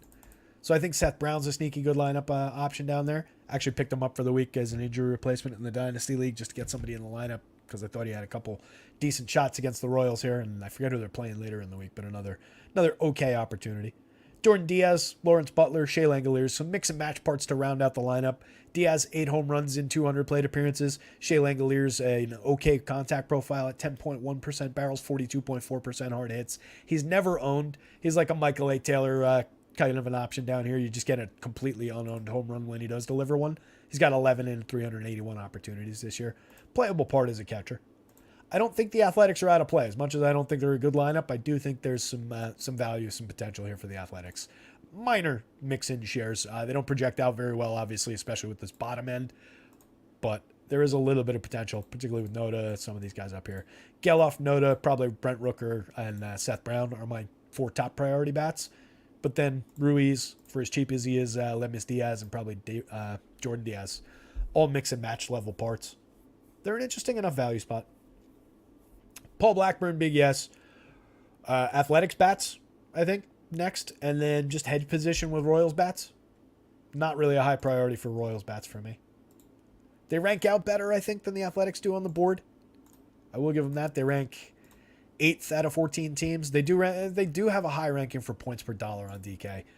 I should throw that into the mix, given that all these guys are super, super cheap. Not my favorite option, though. I just don't really believe in a ton of these hitters. I do like the lefty power here. There's a little bit of lefty power here. These two are capable. You need the right night from Sal these days. They could definitely deliver, but I prefer the Blackburn side of it. Marlins, Padres. This is an interesting one. A lot of power flashing for Miami. And then just tons of opportunity for San Diego going up against Ryan Weathers here. Walker projects up at the top of the board, though. 9,800, 9,700. I think it's a realistic option. He is a somewhat limited pitcher, but like a capable veteran righty type of a guy. A 2.68 ERA, but a 4.63 xFIP on the season. This is his second start back after missing a month and a half. He last pitched on July 1st. Then he made an outing on August 15th. But before that July 1st start, there was also a gap going back to June 19th. So he's had a couple decent gaps. Hasn't pitched a ton in the last 2 months. In the return start on the 15th, he went 5 innings, faced 20 hitters, struck out 5, allowed 3 hits and a walk, but no runs against a capable Orioles team. So going up against a similar-ish kind of a Marlins squad. Just the Orioles are better, but I mean, there's some talented bats in this Marlins lineup now. I think he's got realistic upside. 98, 97. He could be a little bit cheaper for his talents. Overall, a 21.5% strikeout rate on the season. 7% barrels, only 34.4% hard hits, a 2.20% home run rate. Doesn't give up a ton of home runs. Last year, 3.50 in 127 and a third, 23 starts. A little bit lower for strikeouts, a little bit higher for power. Year before, a lot higher for power, higher for strikeouts, though. Mixed bag of a pitcher, always has been. But I do think there's a little bit of realistic potential for him. There's enough strikeouts in this lineup, depending on which version of it we get. We obviously get a big downtick in strikeout opportunity against Luis Arias, who might put the ball in play 5 times tonight.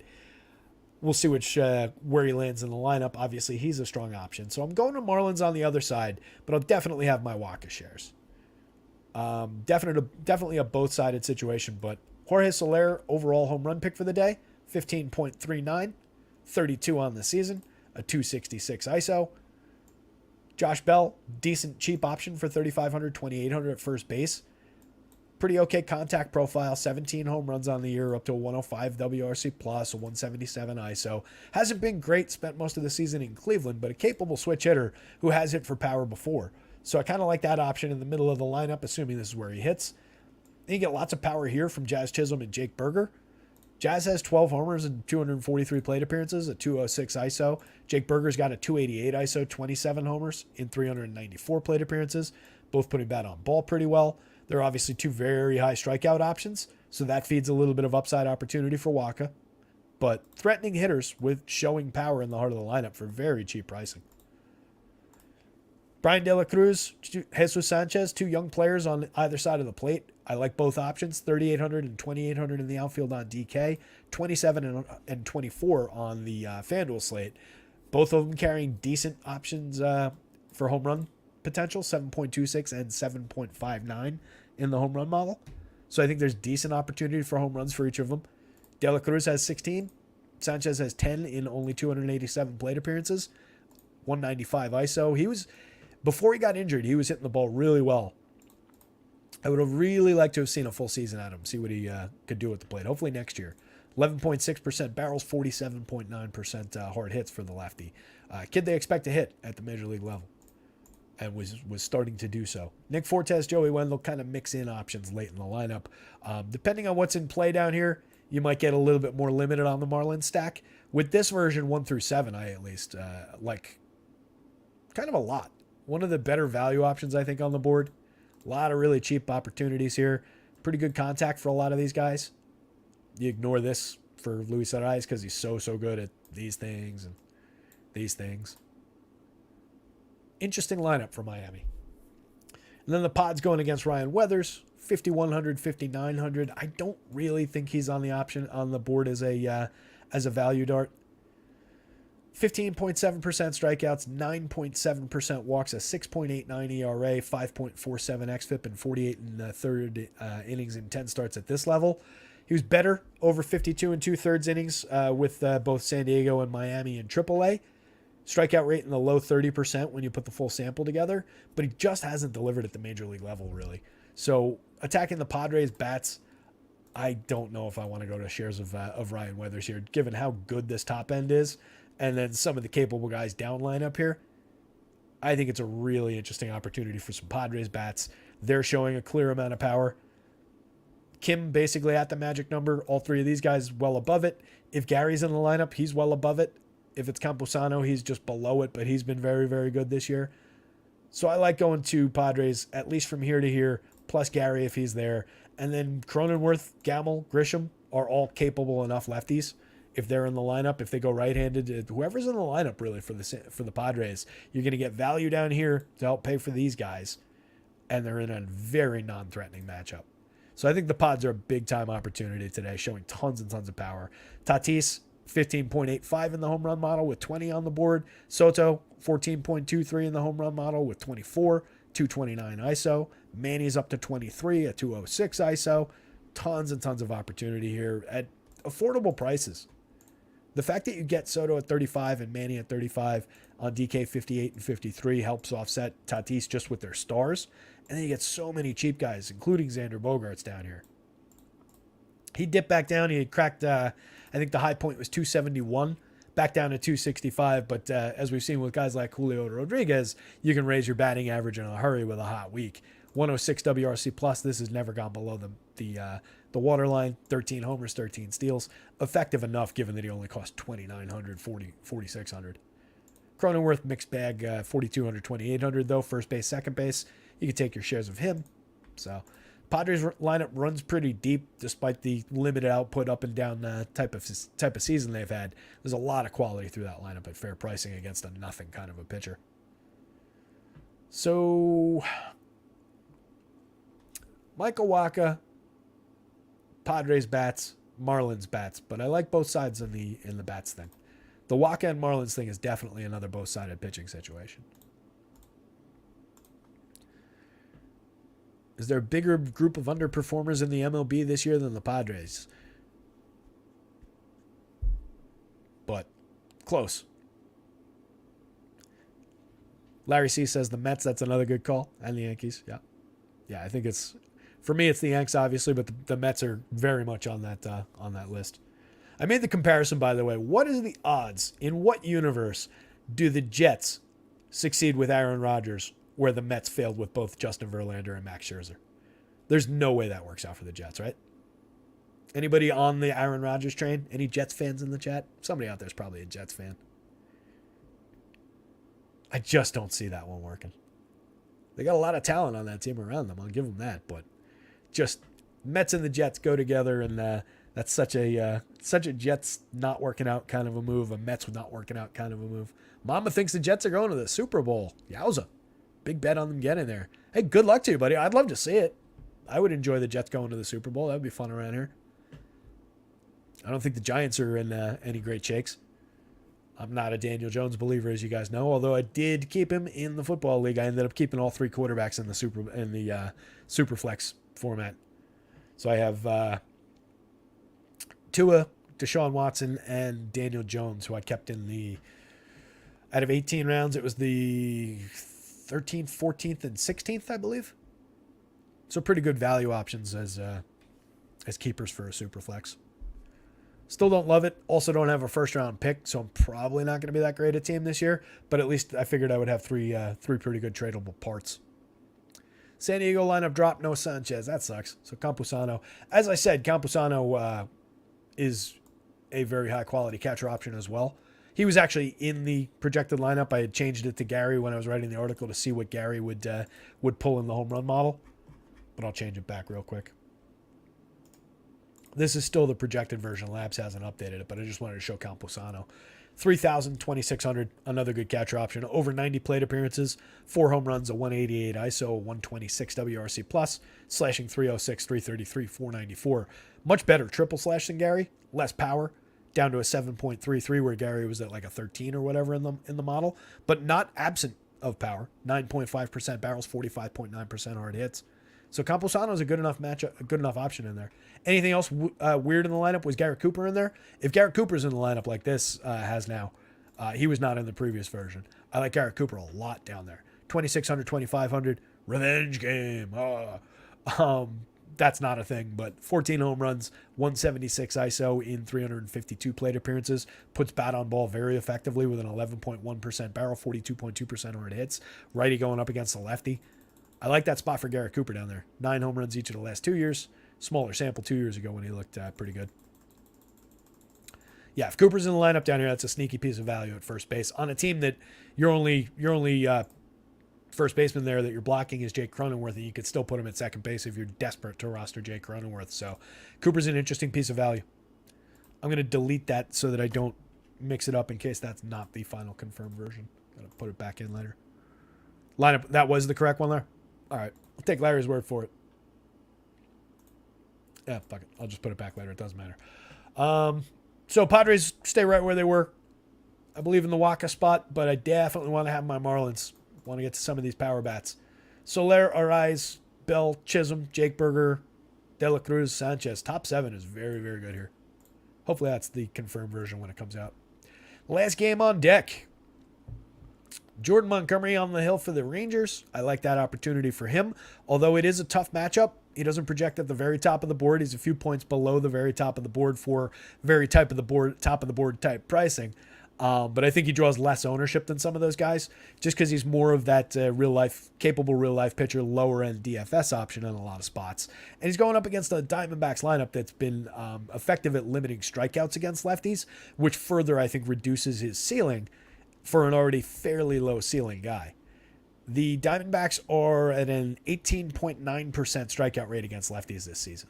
Only a 96 WRC plus in the split, only a 156 ISO. The WRC plus ranks 24th out of 30 teams in the league, so actually pretty bad for run creation for them on the season, collectively for the active roster against lefties. But they've got some elite players in this lineup. They've got some guys who profile fairly well today. So I think I will take some shares of the Diamondbacks. They'll be kind of a mid-range option for me. I'll probably have more exposure to Jordan Montgomery relative to the Diamondbacks side, but I'll definitely have some Diamondbacks. And I think my options of Jordan Montgomery, unless the field is crazy, crazy low on him, I'll probably be a little bit limited given how high priced he is. Not a top priority pitcher, but in the mix for pitchers for me. The other side of this one is going to be, they changed it up midday. It's going to be Joe Mantiply opening the game and then handing off to Slate Ciccone. So as we saw at the top of the show, Mantiply with an inning plus. I think I give him, I think that's 2 innings. Doesn't really project like anything. 5,500, 4,000. For 4,000, if you want a $4,000 pitcher, Drew Rom is your guy. He might actually get some innings. And then Ciccone, he projects out okay, but I don't know what the innings are going to look like. I don't know what the opportunity looks like now. They moved him from the full start to the bulk relief role. Not really sure what we're dealing with. Overall, in 2 starts, 10 and a third, 15.9% strikeouts, has given up a 58.1% hard hit rate, 12.9% barrels, a 3.48 ERA, but a 5.56 xFIP. This is all extremely small sample, basically irrelevant. But given that he's given up all that contact going up against the Rangers, that starts to get a little bit dicey here. So I think it leads us to some Ranger shares. They're showing power in the obvious spots. You get Marcus Semien, a little bit discounted from where he's been for most of the season now, 5,700, 3,700. That's nice of them. That's fair. He's been a little bit less productive in terms of the massive home run upside. Still has 19 on the season, adds 12 stolen bases, a very good 348 on base percentage, only strikes out 13.7% of the time. Middling in terms of the contact profile, but still a 123 WRC plus, a 185 ISO. Getting him for a few $100 cheaper is nice. Good discount there. But Seager's still very expensive. 66.44, totally justifiable. Love the opportunity. Using him as a one-off in my placeholder lineup right now. 12.09 in the home run model, a 19.5% barrel rate, 57.1% hard hits. 23 home runs on the season, a 315 ISO. He's a star. He's an absolute star in that lineup. Nathaniel Lowe, 4,500, 3,400. Very cheap for a very productive hitter. 279, 368, 451. 15 homers, 28% better than average creating runs from the left side of the plate. 45, 34 is just too cheap for that player at first base in the heart of this lineup. Helps you pay for Adolis Garcia. 5,600, 3,700. Another star caliber player, 251 ISO, 128 WRC plus. 30 homers, 8 stolen bases, great contact profile. You get both catchers down here if they're in the lineup. I think both are playable. I think they're playable together on the FanDuel slate. If you want to go that route, you skip Lowe, first base, catcher / first base, and then util spot. You're getting a lot of power. 9 home runs, 14 home runs in 199 and 373 plate appearances. You're getting very good, capable hitters. 280 and a 276 average. Good on base skills. Both guys creating runs well above average. I like both of these guys at the catcher spot, or I like either of those guys at the catcher spot, and I think they're both playable on both sides. Travis Jankowski, 2,700, 2,500. Good cheap price for a capable veteran bat. A hit to a guy, 0 power to speak of, a .081 ISO, a 0% barrel rate. We're looking for him to get on base a couple times. He's got a 376 on base percentage, 281 average, 111 WRC plus, 16 stolen bases. Gets on a couple times, steals a couple bags, scores a few runs, correlates well with guys like Ezekiel Duran, Leody Taveras. Ideally, you get Jankowski last and ahead of Marcus Semien and Corey Seager if you want to use them for some direct correlation. Taveras has taken a bit of a dip down to a 93 WRC plus. Still 11 homers, 11 stolen bases. He's very cheap in the outfield. I still like the option quite a bit.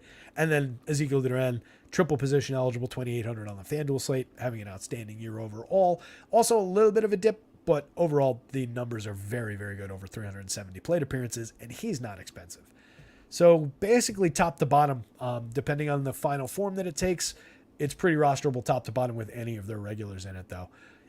If they throw out some weird version of the lineup that doesn't have like a Seager, that's obviously a little bit more problematic. Doesn't have a Garcia, that's a little bit more problematic. But overall, I think it's a great opportunity for some Rangers bats here. Starting the game again against Mantiply and then going into Slate Ciccone. Going down the Diamondbacks lineup. So like I mentioned, they've been a little bit below average for run creation against lefties as a unit this season, but they limit strikeouts very effectively. They're going to be putting the ball in play. They're showing a little bit of pop, like from the mid-range. They're not low ranked for home run upside. Some of the guys at the bottom of the lineup are dragging the totals down here. Top of the lineup, the usual home run hitters are all ranked out okay. Not as strong as they would be against weaker pitching, but not terribly. Corbin Carroll's been stuck at 21 long balls for a while now, but still 129 WRC plus, all the speed, the excellent batting average, the good batting average, the excellent hit tool overall. 40% hard hits, 5,900, 3,800. The price is down a little bit. Probably not enough for the dip overall. He should maybe be a little bit cheaper now, but still an outstanding rookie season for him.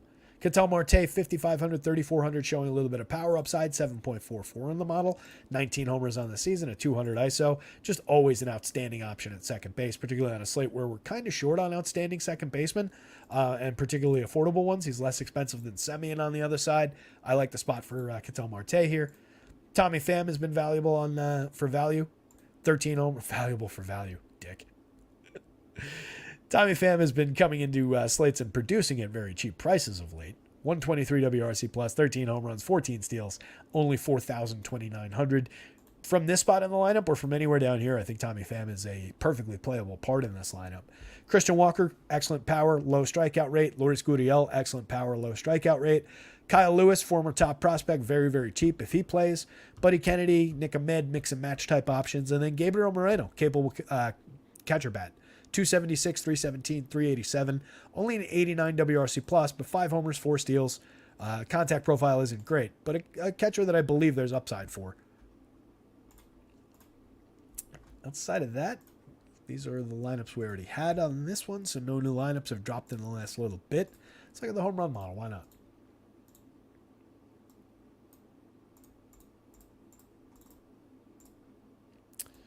A lot of power on the board today.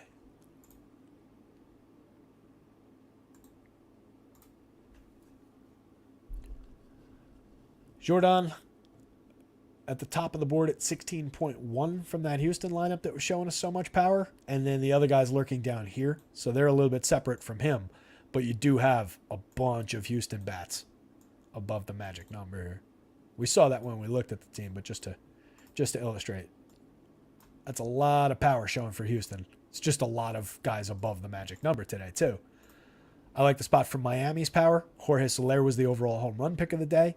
San Diego was showing a ton of power, but you got Jake Burgers right here for Miami. You've got Jazz Chisholm down here for Miami. They were showing some decent power marks. So I like those 3 hitters and then some of the other mix and match parts in that Miami lineup. Pete Alonso, obviously, star for power on any given slate. Soto, Tatis. Gary's not playing, but Machado. Arenado from that Cardinals lineup. That was another good spot. All the Braves, the obvious guys from the Braves have some power upside. Seattle was showing a lot of power upside.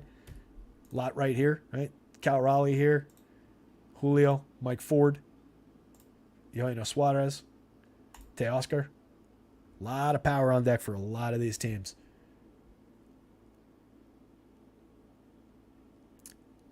Overall, I think, what was it? Houston and Seattle, top 2 for home run.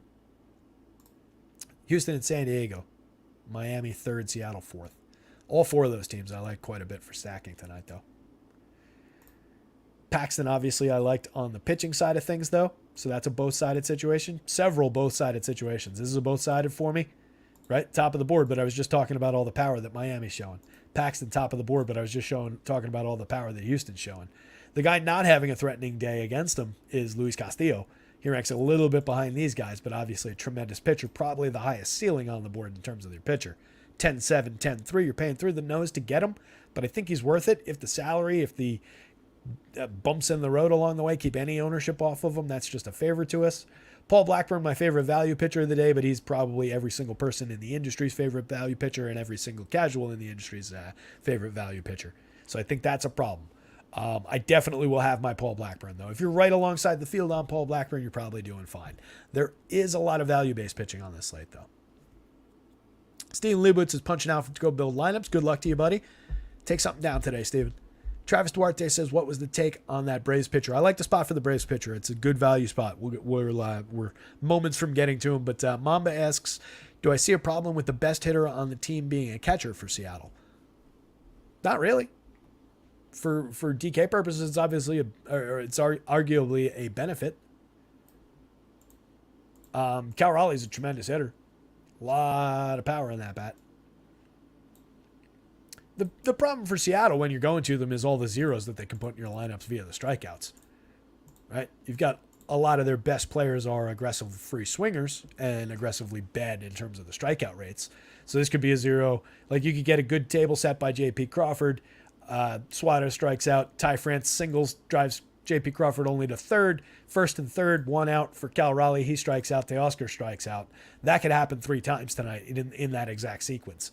That's your issue with Miami or with Seattle more than the fact that it's the Cal Raleigh plays catcher. And I don't know that he's necessarily their best guy.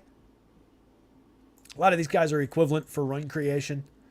He's got the most home runs. He's got the highest ISO, so I will definitely say that. He's probably their best power hitter in this lineup. But it's close between Suarez. Suarez had 31 home runs each of the last 2 years. He's been an outstanding power hitter. Teoscar's got more power than what he's shown in hitting 18 this year. So we're talking through this entire lineup again, I realize. But it's an interesting question. I think, positionally, I think there's on DK value for that.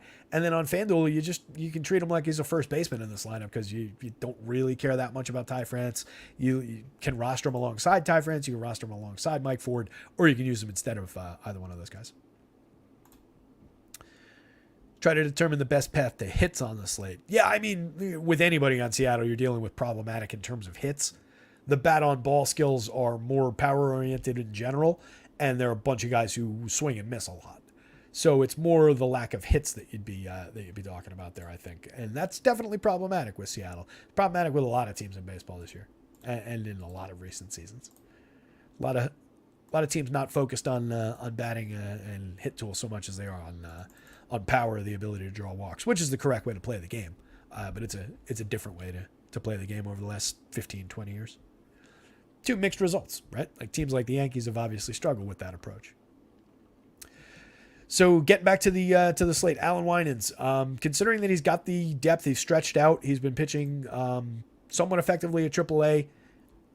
Let me get back to the note so I can just read it for the person who asked real quick. It's also in the article. If you just hit rotoscouts, rotoscouts.com, you can read it all directly out of there.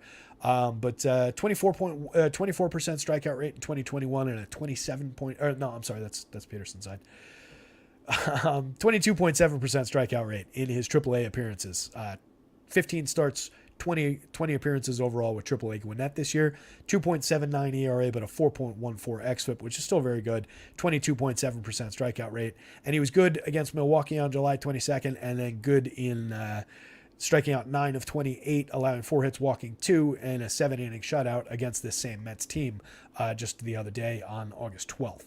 So I think he's got, that's obviously a ceiling game for him, but he doesn't need to go out and replicate even that appearance. I think for the price for $6,500 for $7,500, just given the realistic upside for 6 innings, even if he gives up a little bit, I think he's on the board as a value play. Alec Marsh, less so just because he's a follower. $5,800 if you want to throw darts at that Oakland lineup. I actually prefer the Oakland side of it, oddly, today, just because Marsh hasn't been all that good. Peterson, only minorly on the board, given all his struggles, given the fact that he's matched up against Atlanta today. I greatly prefer Christian Javier for 200 more on the DK slate, but I think he's wildly mispriced against Boston for 9,400 on the FanDuel slate. You can make a fair argument that Tukey's in a better spot than either of those guys. Despite going up against Seattle with all their power, there's tons of strikeouts on the board for him. He's just bad. He's just walked the world. Just not a pitcher I believe in really all that much at all. Drew Rahm is the interesting value guy. 5,500, 4,000. Only needs to do about this really to pay that off. He's a cheap hitter on the DK slate in terms of his price. 5,500 on FanDuel. He's a very high priced hitter, but he's approaching more hitter territory price wise than he is pitcher territory. And I believe that he's going to have a full 5-6 innings, and he's been an aggressively good strikeout pitcher in years past in the minor leagues. It was a 28.8% strikeout rate in 40 innings in 2021 in AA and 27.6% in 82 and a third last year in AA. This year in AAA, 18 starts, 86 innings, middling numbers in terms of the 5.34 ERA, the 4.67 xFIP, but still a 25.1% strikeout rate, although he does have an 11.5% walk rate. Like I said, when I was teeing up that game, a lot of the hitters in that Pirates lineup were in AA or AAA alongside him just several weeks ago. So I like the opportunity for Drew Rahm at the very, very cheap pricing. I like him better than all of these guys put together. I don't think I would go to any of these guys. Here's your cut line. That's also my favorite value guy for the extreme value range. Winans is in play. Peterson, not so much. Javier, less so, but more on DK. Tukey, not really for me. I kind of just want to go like here up. These guys are the keys. Like I said at the top of the show, if you really wanted to, you could easily just limit the slate to only these guys. Just forgo all of these guys. Say, hey, if one of those guys burns me as the value play du jour, so be it. And just focus on, they're going to be very popular. You're going to be building a lot of popular combinations. But if you're focused on getting to differentiation with some of your bets, these are your most likely pitchers by far on an ugly pitching slate. I think that's about it, gang. Bless doesn't really like Winans today, thinks the Mets do some damage. It's a both-sided spot, right? That's one where you definitely want to hedge that position a little bit with some Mets. Or if you're only playing one lineup, it wouldn't be my choice in that lineup. Travis Duarte, who's at the top? Michael Wacha's at the top, but Paul Blackburn looks very, very good. They're only separated by, 7 total FanDuel points. That's not that much on the FanDuel scale. Blackburn slotting in as the best value play overall. Going to be very, very popular, but easy to go to, Travis. With that, gang, I think I'm going to punch out 6:01. Pay the 6 o'clock over. Was Poe DJ Stoner here? I didn't see him today. We'll pay the 6 o'clock over even though he wasn't here. I really appreciate everybody hanging out, making the show a fun time, making the chat dynamic, putting all these things to talk about for me in the chat. It's great. You guys make the show. Hit the like button. Hit the subscribe. Jump into the Discord if you're not in there. It's linked. It's free. Hit the rotoscouts at rotoscouts on Twitter, on X, whatever you want to call it. Give it a follow. Give it some love whenever you see something pop up over there. With that in mind, gang, good luck out there tonight. Somebody go win something. I'll see you later.